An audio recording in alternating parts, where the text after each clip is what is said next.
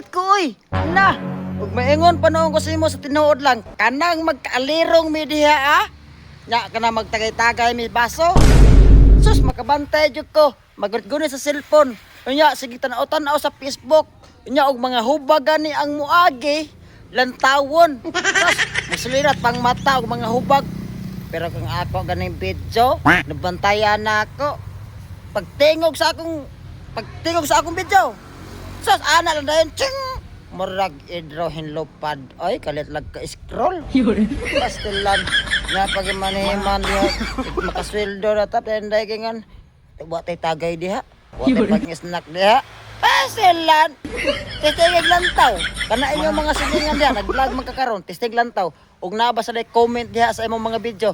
Ug naa ba sila share sa imong mga video? Akaswa, ingnana na mga silingan. Hindi na mo suportag taga dinhira pod mo suporta na tagalain.